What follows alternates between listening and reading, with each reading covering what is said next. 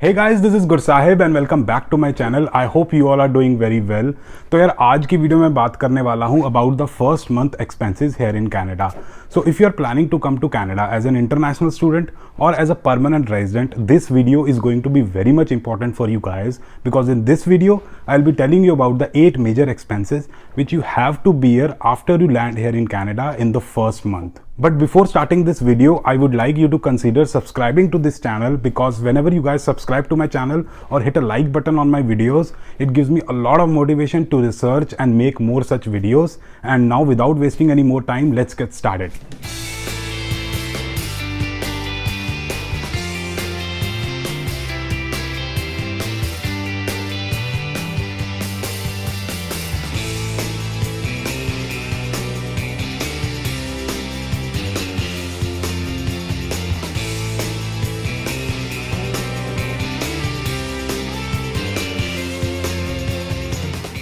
तो यार सबसे पहला खर्चा जो होता है वो आपका एयरपोर्ट से बाहर निकलने के बाद ही हो जाता है, which is your ride from the airport to your Airbnb, your hotel और योर कॉलेज रेजिडेंस। ज़्यादातर स्टूडेंट्स क्या करते हैं, वो एयरपोर्ट से बाहर निकलते ही एक ऊबर वगैरह करा लेते हैं जिसका खर्चा अराउंड $50 to $200 होता है और जो डिपेंड करता है कि आपको किस सिटी में जाना है। फॉर एग्जाम्पल, आप एयरपोर्ट से हैमिल्टन जा रहे हो which is a city around 100 kilometres from Toronto airport, तो उसका खर्चा अराउंड $100 to $150 होता है अगर वो ऊबर करी जाए। तो आपका खर्चा मान के चलो $50 से $200 होगा अगर आप टैक्सी वगैरह करोगे या ऊबर करोगे। और अगर आप ये खर्चा बचाना चाहते हो तो ऑब्वियसली आप अपने किसी रिश्तेदार को कॉल कर सकते हो या किसी फ्रेंड को कॉल कर सकते हो। और तीसरा तरीका ये है कि आप अपने कॉलेज की एक सर्विस यूज़ कर सकते हो which is a free shuttle service. अब ज़्यादातर कॉलेजेस और यूनिवर्सिटीज़ में क्या होता है, वो एक सर्विस प्रोवाइड करती हैं, फ्री शटल सर्विस। जो आपके सीनियर्स होते हैं वो राइड प्रोवाइड करते हैं एयरपोर्ट से कॉलेज रेजिडेंस की, तो आप उस सर्विस को यूज़ करके पैसे बचा सकते हो। आपको क्या करना होगा, अपनी फ्लाइट की डिटेल्स, कब लैंड करोगे, कितने बजे लैंड करोगे, वो सारी डिटेल्स अपने कॉलेज को सेंड करनी होगी और अपनी बुकिंग करवानी होगी। तो इससे आप अपनी फ्री कॉलेज की शटल सर्विस यूज़ कर सकते हो। अगर आपका कॉलेज शटल सर्विस प्रोवाइड नहीं करता है तो you have to spend around $50 to $200 और जिससे आप अपनी डेस्टिनेशन पे एयरपोर्ट से पहुंच सकते हो। और मैं नहीं चाहता कि आप पब्लिक ट्रांसपोर्ट यूज़ करो और जो 23-23 किलो के बड़े बड़े बैग आप इंडिया से लेके आए हो जिसमें मम्मी ने बड़े प्यार से आपको मसाले, मिठाइयाँ और बहुत सारी चीज़ें डाल के भेजी हैं, आप उनको लेके पब्लिक ट्रांसपोर्ट में धक्के खाओ। तो यार अगर आप यहाँ पे किसी को नहीं जानते तो ऊबर करो, टैक्सी करो और पीसफुली अपनी डेस्टिनेशन पे पहुंच जाओ।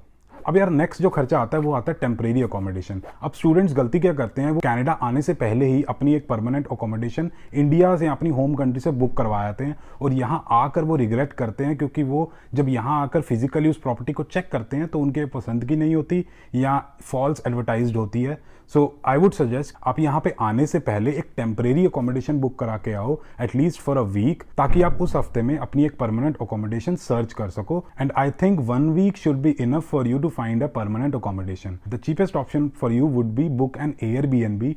तो आपको अराउंड $35 to $50 का पर डे के हिसाब से एयरबीएनबी रूम मिल जाएगा and that will be around $350 for a week. और अगर आप किसी फ्रेंड के साथ आ रहे हो, एक या दो फ्रेंड्स के साथ आ रहे हो, तो आप लोग ये एक्सपेंस शेयर कर सकते हो। तो फॉर एग्जांपल अगर 2 लोग आ रहे हो तो दैट विल बी अराउंड $170 और $175 फॉर अ वीक। एंड ये खर्चा ज़रूर होगा क्योंकि ये टेम्प्रेरी अकोमोडेशन लेना ही चाहिए सबको। इंडिया से परमानेंट अकोमोडेशन यार मत बुक कराना, that is not a good option in my opinion. अब यार नेक्स्ट जो सबसे बड़ा और मेजर एक्सपेंस आता है वो आता है आपकी परमानेंट अकोमोडेशन का।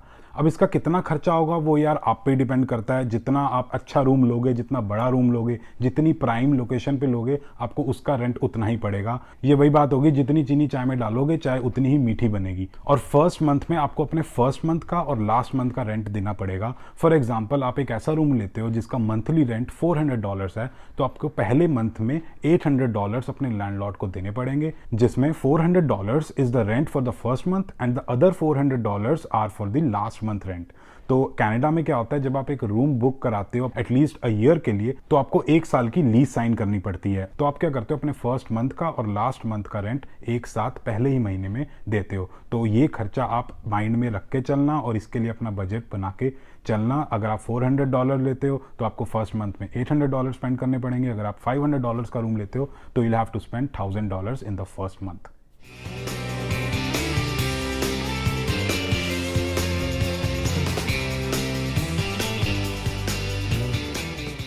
अब यार अगला खर्चा जो आता है वो आता है आपका पब्लिक ट्रांसपोर्टेशन का। अब अगर आप किसी छोटी सिटी में आ रहे हो जैसे कि सेंट कैथरीन्स या थंडर बे या लंदन या सार्निया, तो यहाँ पे क्या होता है, आपके जो बस पास की फीस होती है वो आपकी कॉलेज फी में ही इंक्लूडेड होता है, तो आपको पब्लिक ट्रांसपोर्टेशन या बस यूज़ करने का कोई खर्चा नहीं देना पड़ता।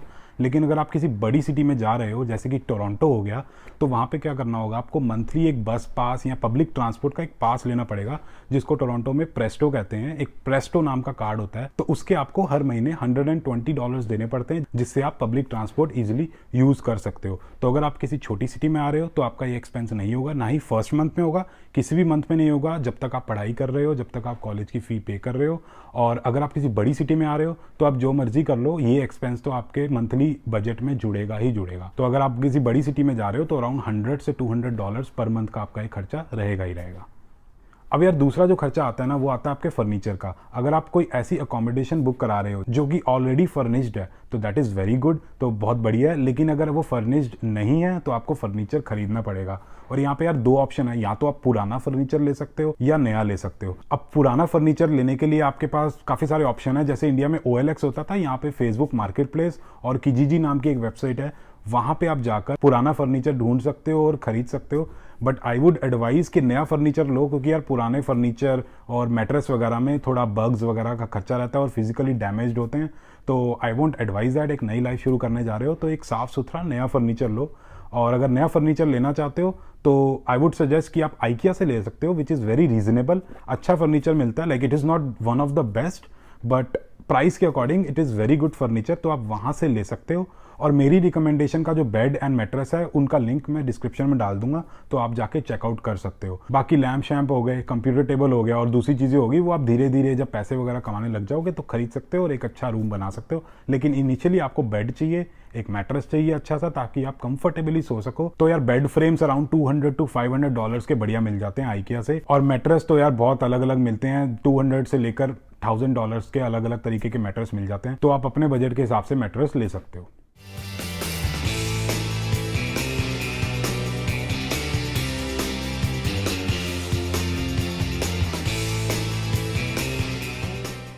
अब यार नेक्स्ट जो खर्चा आता है वो आता है आपके फ़ोन का और फ़ोन बिल का। अब ज़्यादातर लोग यहाँ पे पोस्ट पेड प्लान लेना प्रेफर करते हैं, और अगर आप नई सिम ले रहे हो, मतलब नया फ़ोन नंबर ले रहे हो यहाँ आने के बाद, तो आप एक $35 का एक्टिवेशन चार्ज भी जोड़ लो और आपका जो मंथली एक्सपेंडिचर रहेगा पोस्ट पेड प्लान का वो रहेगा अराउंड $40 to $80, जो कि डिपेंड करेगा आप कितना डेटा लेते हो। अगर आप अराउंड 3 to 5 GB लेते हो तो अराउंड $50 रहेगा। अगर आप 10 या 20 GB डेटा लेते हो हर महीने का, आपका खर्चा हो जाएगा अराउंड $80।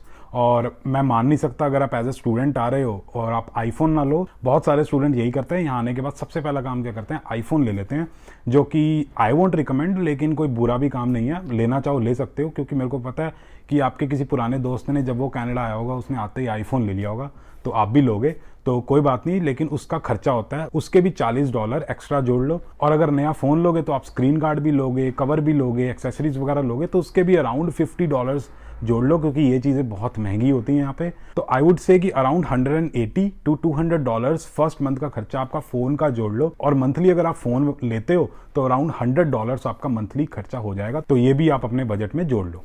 अब यार अगला जो खर्चा आता है वो आता है आपका ग्रोसरीज का इन द फर्स्ट मंथ। अब लोग क्या करते हैं, बाहर से खाना खाना शुरू कर देते हैं, विच इज़ नॉट हेल्दी, और साथ के साथ वो बहुत ही महंगा होता है। तो आप घर पे बनाओ, और घर पे बनाने के लिए प्याज टमाटर वगैरह के बिना तो आपका कोई खाना बनेगा नहीं। तो आई वुड सजेस्ट कि आप अपने फ्रेंड्स वगैरह के साथ मिलकर ग्रोसरीज करने जाओ, और उसका नाना करके अराउंड $200 फर्स्ट मंथ के लिए आ जाएगा। और उसके बाद अराउंड $50 to $100 पर मंथ रहेगा। अगर आप बेसिक खाना बनाते हो तो आपके $200 फर्स्ट मंथ में ग्रोसरीज पे स्पेंड होंगे।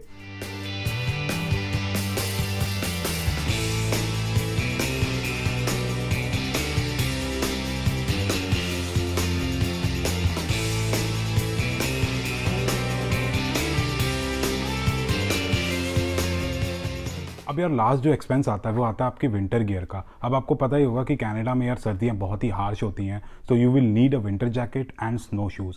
एंड आई वुड रिकमेंड कि आप विंटर जैकेट और अपने स्नो शूज़ इंडिया से मत लेके आना, क्योंकि इंडिया वाले जो जैकेट एंड शूज़ होते हैं वो इंडिया के हिसाब से, इंडिया के वेदर के अकॉर्डिंग बने होते हैं। तो आप विंटर जैकेट एंड अपने शूज़ वगैरह यहाँ आकर लेना। और अगर एक अच्छी विंटर जैकेट की बात करें तो अराउंड $200 में आपको एक बहुत बढ़िया विंटर जैकेट मिल जाएगी, और सेम प्राइस में अराउंड $200 में ही आपको बहुत अच्छे स्नो शूज़ मिल जाएंगे।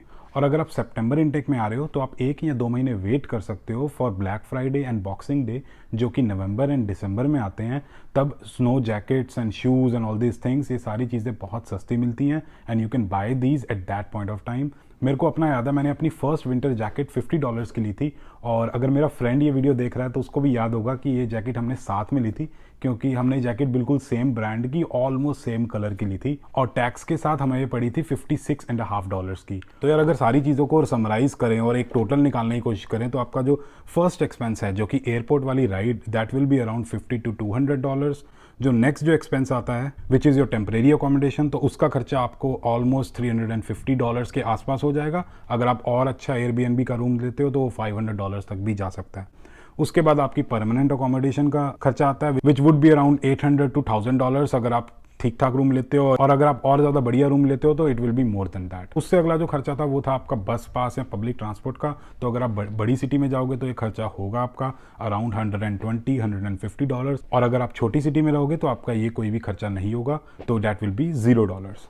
नेक्स्ट जो एक्सपेंस है that is your phone and phone bill. ये आप पे डिपेंड करता है कि आप इसको किस तरीके से देखते हो। अगर आप फ़ोन लेते हो तो it can go up to $200। अगर आप फ़ोन नहीं लेते हो, कुछ भी नहीं करते हो, सिर्फ एक सिंपल नंबर लेते हो जिसमें थोड़ा बहुत डेटा होगा, so it will be around $70 to $100। उससे अगला खर्चा आता है आपका फर्नीचर का, which I will take from $400 to $600। अगर आप ठीक ठाक मैट्रेस लेते हो, एक अच्छा बेड लेते हो नया, तो it will be around $400 to $600 for you. Next expense is groceries, जो कि आपको करनी ही पड़ेंगी, विच विल बी अराउंड $200 अगर आप बर्तन वगैरह लेते हो और थोड़ी बहुत सब्जियां लेते हो। And the last expense is your winter gear, and it could range from $300 to $400 depending कि आप किस ब्रांड के कपड़े लेते हो और कितनी अच्छी क्वालिटी के लेते हो।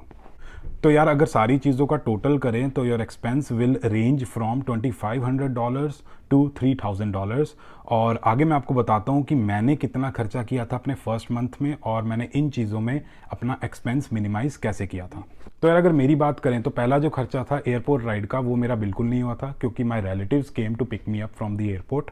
और अगर दूसरे खर्चे की बात करें विच इज़ टेम्परेरी अकोमोडेशन, तो उसकी एक बहुत लंबी सी कहानी है, वो मैं आपके साथ कभी और शेयर करूंगा किसी और वीडियो में। मैं एक ऐसी वीडियो बनाऊंगा जिसमें मेरे को फर्स्ट वीक में क्या क्या स्ट्रगल्स हुई थी वो मैं आप लोगों के साथ शेयर करूंगा।